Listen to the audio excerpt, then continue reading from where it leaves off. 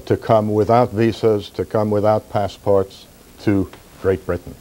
At the same time, a bill was introduced into the American Congress to allow the United States government to bring in children from Europe, Jewish children, without visas, without passports, without money, so on and so forth.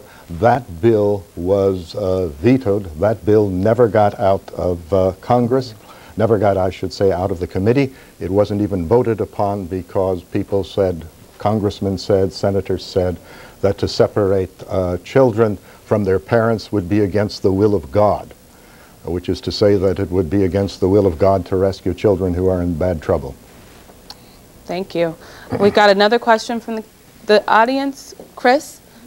I got it. Yes. In the movie, it said that Jewish prisoned or imprisoned wore the Jewish star. And I was wondering, in the movie, they also showed a picture of some people with upside-down triangles on their shirts. And I was wondering what was that? Mr. Hoffman, could you address that? The yellow star, this goes back ages when it was first done so people could readily identify the evildoers. This came up after I had left in Germany and in Austria. I would say towards the end of middle end of 1940, and it was simply to give the Nazis a ready target and to dehumanize the Jews as much as they could. This was part of the entire approach that the Nazis used. Rob these people of all the self-confidence, of all the pride that they had, and then you'd be able just to handle them the way you would cattle. Thank you. I know we have another question from the audience, and I'm actually going to read this. Giovanni, it's one of yours, which is, how did the process of slavery in the U.S. differ from the Holocaust in Europe? Dante, can you address that? Well, slavery was, I think there were similarities and there were differences. Both situations were efforts to dehumanize and to frame both black people and Jews as obviously less than human. In terms of slavery, the bottom line and the primary goal of slavery was profit. When the Europeans first came here, there were attempts to enslave Native Americans. But the Native Americans, this was their country, they could escape, they were able to fight, they had the support of their families and their tribes, and they could run off and just go off into their own villages, off into the woods and whatnot. Slavery was certainly more economically profitable in that it was the engine that drove the expansion of capitalism from Europe to Africa to the New World. There were landed gentry and people, very powerful people, who might have had an investment in a slave ship, and they might also have been a tobacco farmer, and might also have been shipping and getting goods from England. So slavery was the engine that drove the economic base of the economic triangle from Africa to the New World to Europe. And isn't it true that slaves, well, Africans were a good target for this sort of profiteering, I guess, through slavery, because they were not natives of this country. They didn't know how to negotiate the land, or as the Native Americans did. Well, it made it a very difficult situation. The enslaved Africans were totally cut off from their homeland, from their family. Some of the white indentured servants, they were still in contact with their families in Europe they could write letters and still be in contact and have that support.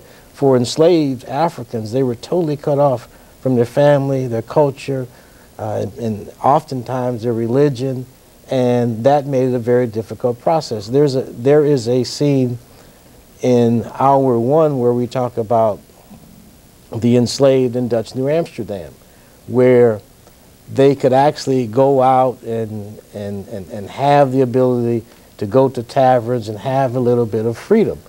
Well, the question is that some might ask is, well, why didn't they run away? They couldn't run away because this was wilderness country, all kinds of wild animals.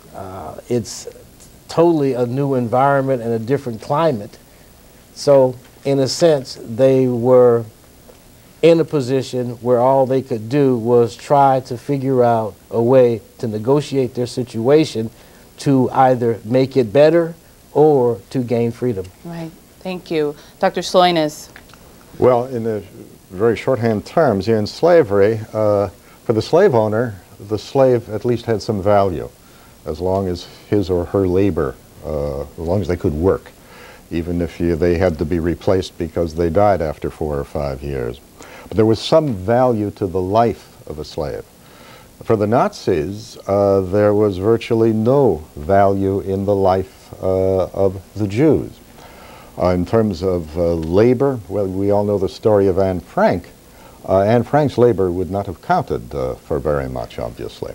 And yet it was very important for the Nazis to hunt down people like Anne Frank. Jewish teenage girls living in an attic in Amsterdam, how dangerous are they? And yet the Nazis are investing a great deal of energy and resources in rounding people like that up and sending them to death camps. Dr. Williams, it seemed that you had additional thoughts. Oh, well, I agree with everything that's been said. I think motive is a big part of it, and so extermination of Jews is what's important to the Nazis, whereas getting as much labor as you can out of enslaved people is the goal. And so a lot of black people who die really from greed on the part of slaveholders or slave traders. They're packed into the ships too tightly, they're worked to death. But the goal is to get as much out of them as you can. But I'd also say that during slavery and after slavery ended, you had a colonization movement, which was a movement to get rid of black people, to move them out of the U.S. And so it's not sending them to a gas chamber, but it's a similar kind of, we don't want them in our midst. They've served their purpose. Some of it comes from people who think that slavery is wrong, but cannot. Thomas Jefferson, who was a slaveholder, was also a supporter of colonization. They just could not think about black people living in the midst of white people on anything resembling equal terms. And so they say, send them back to Africa, send them to Haiti, send them anywhere, get rid of them. And so there's that kind of an impetus as well. Okay, thank you. Mr. Hoffman, let me come back to you. And in the time remaining, I would like to talk a little bit about the psychological, I guess, fallout of both the Holocaust and slavery. For you, one of the students asked the question, do you have hatred for the Germans or have you forgiven them? How does your experience still impact your life today?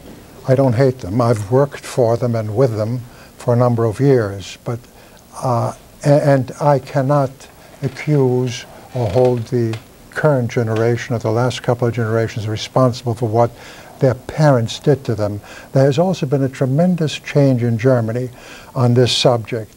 It started even with historians originally in Germany distrusting completely refugee Jewish historians and actually trying to soft pedal Hitler's role in the whole thing. There has been a complete change on that. Young German historians today are responsible for more implicating research than has been done ever since this whole thing began. No, I think there is a movement afoot in Germany today. By the way, if you go to Germany today, you will find that there are museums in practically every small community to memorialize their Jewish citizens.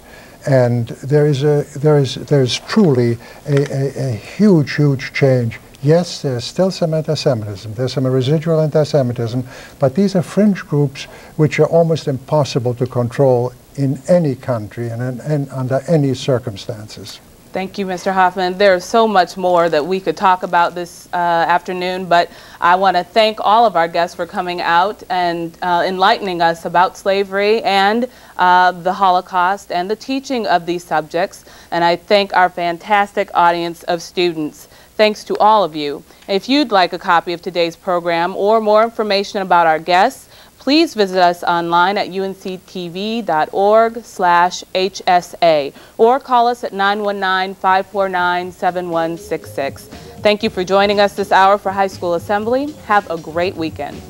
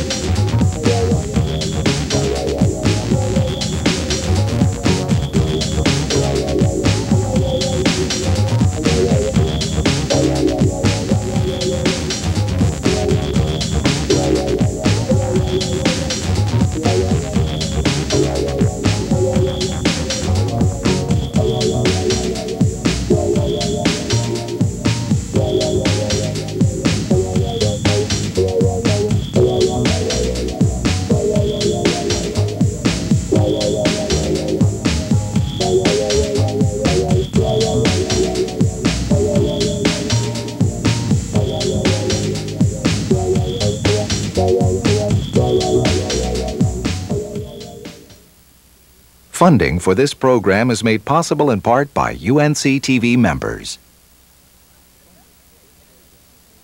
Closed captioning of this program on UNC TV is made possible in part by a grant from the F.M. Kirby Foundation.